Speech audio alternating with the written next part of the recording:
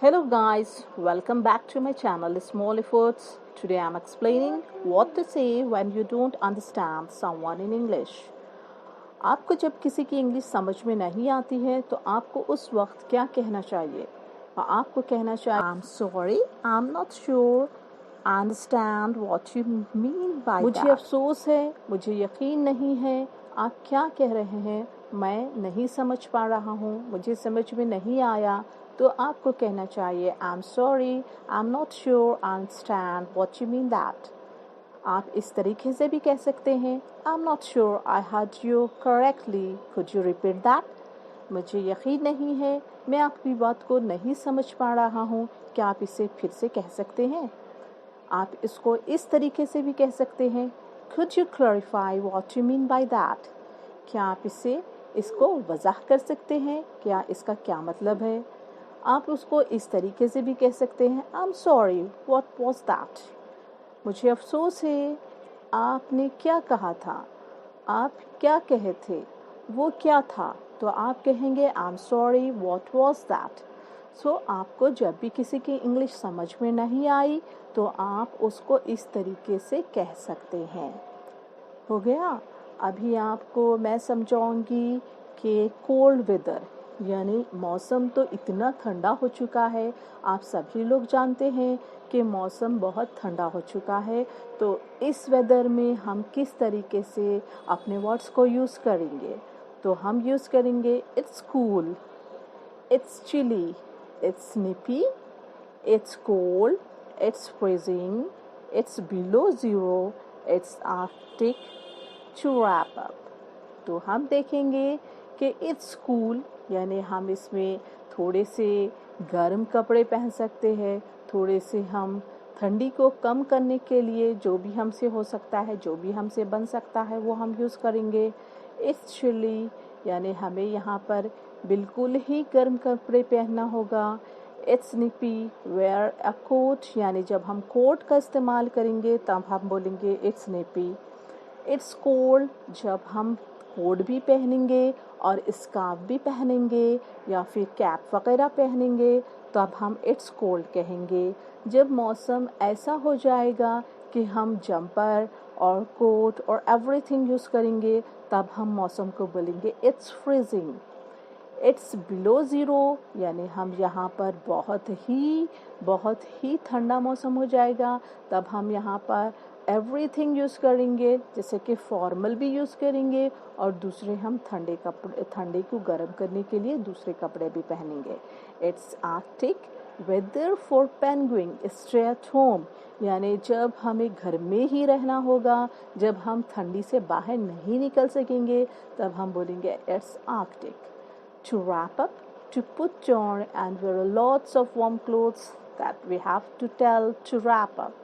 Okay guys, next topic is expressing tired यानी जब हम थक जाते हैं तब हमें कहना चाहिए I'm sleepy यानी मुझे नींद आ रही है, मैं थक गई हूँ. I am tired. I'm exhausted यानी मैं हद से ज़्यादा थक गई हूँ. I am wrecked यानी मैं इतनी थक गई हूँ कि मैं टूट गई हूँ. I'm knackered यानी मैं हद से ज़्यादा ही थक चुकी हूँ. I'm shattered यानी इतना थक गई हूँ कि मैं कुछ करने के काबिल ही नहीं हूँ, तब हम यूज़ करेंगे I am shattered. I'm worn out यानी मैं बहुत ही परेशान हो चुकी हूँ, मैं टूट गई हूँ, उसके लिए हम कहेंगे I'm worn out. यानी ये था आपको किस तरीके से हम अपने टायर्ड को एक्सप्रेस करेंगे, यानी उसके कितने तरीके हैं हम एक्सप्रेस करने के लिए, वो मैं आपको बता चुकी हूँ। तो इस तरीके से यानी कुछ चीज़ें हम जैसे कि हम आई एम टायर्ड कहते हैं, मैं थक गई हूँ, तो ये थोड़ा सा ओल्ड फैशन हो चुका है, तो हम कुछ चीज़ें न्यू फैशन में यूज़ करेंगे। तो हम जो मैं आपको अभी बता चुकी हूँ कुछ न्यू फैशन की चीज़ें हैं जो हमें न्यूली वर्ड्स को यूज़ करना है।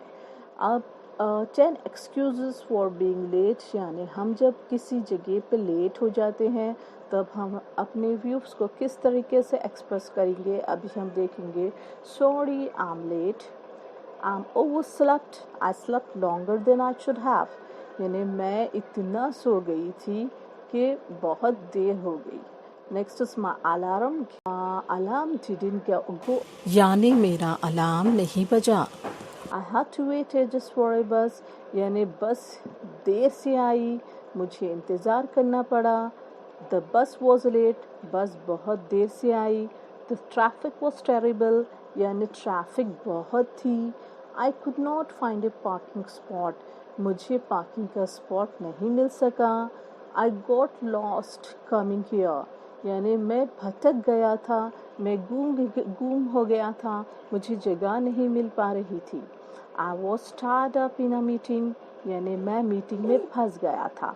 सो द मीटिंग, टायर्ड अप का मीनिंग है occupied, impossible to escape. I just lost track of time, यानी I didn't notice what time it was, यानी I just lost track of time, यानी मैं टाइम कितना हो रहा है वो मैं मालूम नहीं कर सका। तो ये थे आपके कुछ ऐसे एक्सक्यूज़ेस जो हम कहाँ पर भी यूज़ कर सकते हैं। जब हमें किसी जगह पे देर हो जाती है तब हम ऐसे वर्ड्स को, ऐसे सेंटेंस को यूज़ करेंगे। तभी मैं आपको बता चुकी हूँ कि फर्स्ट टॉपिक थी हमारी व्हाट टू से when you don't understand someone, यानी अगर हम किसी को नहीं समझ पा रहे हैं तो हम इंग्लिश में उससे क्या कहेंगे। सो हम कहेंगे आई am sorry, I am not sure, I understand what you mean by that. फिर हम कहेंगे I am not sure I heard you correctly, could you repeat that. Next, could you clarify what you mean by that? Next, I'm sorry, what was that? तो ये थे आपको what to say when you don't understand someone in English। उसी तरीके से आपकी next topic थी cold weather. Cold weather में हम किस तरीके से सेंटेंस कहेंगे।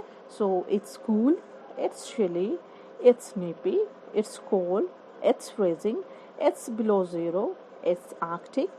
टू रैप अप, तो आप उसको किस तरीके से इस्तेमाल करेंगे, इट्स डिपेंड अपॉन यू, ये आपके ऊपर डिपेंड है कि मौसम को देखकर हम वो सारी चीज़ें यूज़ करेंगे।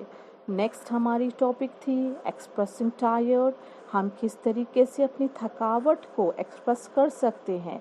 तो मैंने कहा आपको I am sleepy, I am tired, I am exhausted, I am wrecked, I am necked, I am shattered, I am worn out। तो ये थे आपके किस तरीके से आपको अपनी थकावट को एक्सप्रेस करना है। अभी मैं आपको कुछ ऐसे एक्सक्यूज़ेस बता चुकी हूँ जो आप देरी होने पर कह सकते हैं। जैसा कि मैंने आपको बताया कि sorry I am late, I overslept, alarm didn't go off, I had to wait ages for bus, the bus was late, the traffic was terrible, I could not find a parking spot, I got lost coming here, I was tied up in a meeting, I just lost track of time। तो इस तरीके से हम अपने कई चीज़ों को इस्तेमाल कर सकते हैं। कुछ न्यू सेंटेंस के साथ, कुछ न्यू वर्ड्स के साथ हम इंग्लिश कह सकते हैं। So for that, for more videos, you have to watch my channel and you have to subscribe it। Next topic is apology। Apiology, जब हम किसी को सॉरी कहेंगे तो हम उसको अदर वेज में, यानी हम उसे किस तरीके से अदर वेज में कहेंगे, किस तरीके से हम उसको अपॉलजी में कहेंगे। अभी मैं आपको बताऊंगी कि हम अलग अलग तरीक़ों से कैसे हम सेंटेंस को यूज़ करेंगे। Sorry it's a old word. अभी आप लोग सब जानते हैं कि हम बचपन से ही सॉरी कहना सीखते हैं, तो हम उस सॉरी को अलग अलग वेज में, यानी हम उसे किस तरीके से न्यू वर्ड्स में हम उसे सॉरी कहेंगे। फर्स्ट इज, जब हम किसी को सॉरी कहेंगे तो वी कैन से पॉर्डन। क्या कहेंगे हम? Pardon. The next is I beg your pardon. Next I am terribly sorry. Next I am sorry. I am really sorry. I am awfully sorry. Excuse me please. यानी हम जब किसी को sorry कहते हैं तो हम उसको अदर वेज में इस तरीके से कहेंगे कि आई beg your पॉर्डन।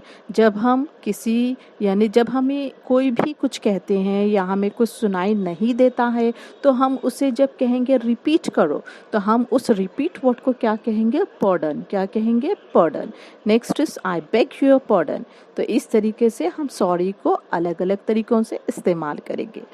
The next topic is just a moment please. यानी जब हम किसी से कहते हैं जस्ट अ मोमेंट प्लीज, थोड़ा ठहर जाइए, तो हम उन्हें किस तरीके से अलग अलग तरीकों से कहेंगे, हम उसे अदर वेज में क्या कहेंगे। हम कहेंगे wait 1 minute. Next is wait a minute. Next this will take a second. This will take a minute. Please wait a second. Please wait a moment. Hold on for a second. Hold on for a moment. Excuse me a moment. तो हम इनको कहेंगे just a moment please. तो ये जो just a moment please है, हम उसको अलग अलग तरीकों से इस तरीके से इस्तेमाल करेंगे। जब हमें हमसे मिस्टेक हो जाती है तो हम कहते हैं दैट्स माई फॉल्ट। तो हम जब हमारी कोई गलती हो जाती है, यानी हमसे कोई मिस्टेक हो जाती है, तो हम कहेंगे sorry I was not paying attention. Next कहेंगे हम sorry I was negligent. It's my fault. It was careless of me. I am to blame. I am responsible for that. यानी मैं उस गलती के लिए ज़िम्मेदार हूँ। आई डिड दैट सॉरी, यानी मैंने किया, माफ़ी चाहता हूँ। आई डिड इट सॉरी, यानी मुझे माफ़ कर दीजिए। तो ये सारी चीज़ें थी जब हमारी मिस्टेक हो जाती है, जब हमसे कोई गलती हो जाती है, तब हम इस तरीके से अपने सेंटेंस को अदर वेज में यूज़ करेंगे। The next I didn't mean that, यानी हमारा ये मतलब नहीं था, मेरा मतलब ये नहीं था। तो हम उसको अलग तरीके से किस तरीके से कहेंगे? My mistake. I was mistaken. I messed up. I made an error. तो तब हम आई डिडंट मीन दैट का मतलब हम इस तरीके से यूज़ करेंगे। Am I disturbing you? क्या मैंने आपको डिस्टर्ब किया है? हम उसको किस तरीके से यूज़ करेंगे? Is this a good time? क्या ये अच्छा वक्त है? Are you busy? क्या आप बिज़ी है? आई एम इंटरप्टिंग, यानी मैं आपको इंटरप्ट किया हूँ। क्या मैं आपको इंटरप्ट किया हूँ? आई एम बॉदरिंग यू, यानी मैं आपके लिए फ़िक्रमंद हूँ।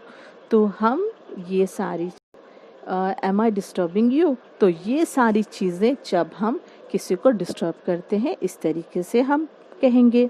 The next is never mind, यानी जब कोई हमसे थैंक यू कहता है या फिर कोई हमसे सॉरी कहता है, तो थैंक यू कहने पर हम हर किसी को वेलकम कहेंगे। जब कोई हमसे सॉरी कहता है तो वी हैव टू से नेवर माइंड। क्या कहेंगे हम? Never mind. नेवर माइंड को भी हम अलग अलग तरीक़ों से इस्तेमाल करेंगे। जैसे कि for example first is think nothing of it. Put it out of your mind. Put it out of your mind. Oh, it's nothing. No big deal. It's okay. It's nothing. Forget it. Don't worry about it. Don't mention it. तो इस तरीके से हम वहाँ पर never mind को use करेंगे। तो ये कुछ ऐसी चीज़ें थी जो कि हम इससे इंग्लिश फ्रेज़ कहेंगे या फिर पॉपुलर इंग्लिश फ्रेज़ कहेंगे। तो इस तरीके से हम ये अपॉलॉजीज़ को हम इस तरीके से इस्तेमाल करेंगे। तो ये थे कुछ न्यू वर्ड्स। इसके लिए watch my channel regularly and subscribe my channel.